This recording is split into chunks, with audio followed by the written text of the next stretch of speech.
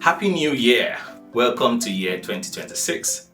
Let's discuss a topic dear to my heart. It's titled Leadership and the Illusion of a Fresh Start. January has a peculiar way of seducing leaders into premature optimism. It has a way of giving leaders emotional relief without operational clarity. Calendars reset, inboxes thin out briefly, strategy decks get rebranded, and language like fresh start, new momentum enters executive conversations with renewed confidence. Yet, by the third or fourth week of the year, many leaders feel a familiar drag returning. The urgency dulls, the energy fades. The same conversations resurface. Meetings feel heavier than expected. Decisions stall. Teams comply, but they don't fully commit. The problem is rarely the plan. It is the illusion that time alone creates transformation. It is not because January failed, it is because leadership attempted a reset without reckoning. In my work across boardrooms, executive teams, and leadership cohorts globally, I have learned that most leadership resets are cosmetic. They change direction without addressing residue. They introduce vision without confronting what still weighs on people psychologically, emotionally, and structurally. A new year does not cleanse unresolved tension. It merely exposes it faster. When leadership avoids confronting unresolved dynamics from the previous year, the new one simply amplifies them. A new physical cycle does not dissolve mistrust, misalignment, or fatigue. It carries them forward, often under the false promise of renewal. The success of last week's column in my publication with Business Day on leadership closure struck a nerve with many leaders who recognized something uncomfortable. Unfinished leadership does not disappear at the year end. It carries forward quietly, influencing trust, execution, and morale. So, the focus this week is to build on that insight. Closure is necessary, but it is not sufficient. What follows closure must be recalibration. Without it, leaders attempt to move forward with teams that are emotionally misaligned, cognitively overloaded, and operationally unclear.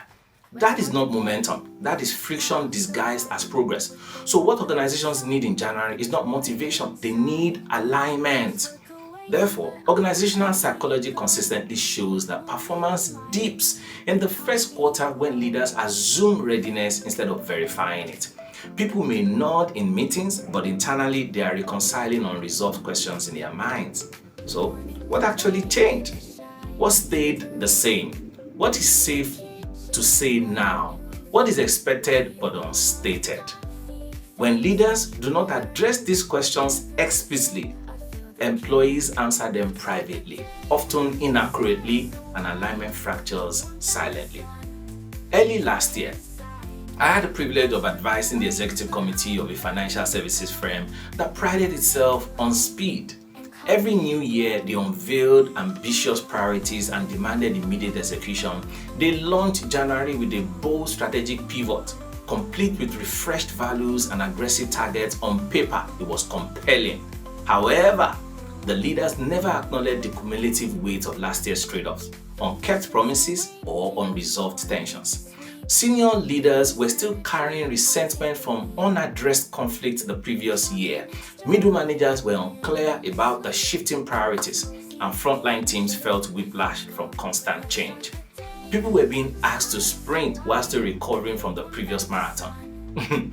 By March, performance lagged not because the strategy was flawed, but because the leadership failed to realign the human system before accelerating it. Effective leadership reset begins with acknowledgement and not aspiration. Leaders must name what people are still carrying before asking them to carry something new. This requires courage because it means resisting the temptation to perform optimism while avoiding difficult truths. It means asking questions leaders often postpone or avoid to ask. What assumptions followed us into the new year? What tensions did we normalize instead of resolving? Where did silence replace honesty? Alignment is not agreement. It is shared clarity. When leaders skip this step, they unintentionally create what I call organizational dissonance. Alignment, however, requires more than a conversation. It requires behavioral consistency. Leaders often underestimate how closely teams watch what happens in the first 30 days of the year. Who get listened to? What decisions are revisited or ignored? Which behaviors are corrected and which are tolerated? These signals shape belief far more powerfully than vision statements ever will. Therefore, practically, leadership alignment in January requires deliberate behavioral shift. Leaders must slow the opening weeks of the year enough to listen. And this is not about extended retreats or elaborate frameworks and workshops. It is about focused conversations that surface reality. Therefore, high-performing leaders recalibrate expectations explicitly, clarify decisions rightly early, and revisit unresolved commitments before layering on new ones. They understand that speed without alignment creates friction, not momentum. And this is where many leaders struggle. There's pressure to appear decisive, energized, and forward-looking. Yet, the most effective leaders I know enter January grounded rather than performative. They do not rush to inspire before they stabilize. They recognize that people cannot give their best to the future while yet negotiating the past. For leaders listening to me, this is a moment of honest reflection, and this is required of you. The question is, are you leading a reset or orchestrating a restart without repair? Have you mistaken enthusiasm for alignment? Are you assuming that clarity was never explicitly created? Are unresolved issues being avoided in the name of positivity? These questions are not indictments. They are mere invitations to you as a leader. The strongest leadership transitions that you can make are marked by precision, not noise. And teams will respond not to lofty declarations, but to leaders who demonstrate coherence between words, actions, and unresolved realities.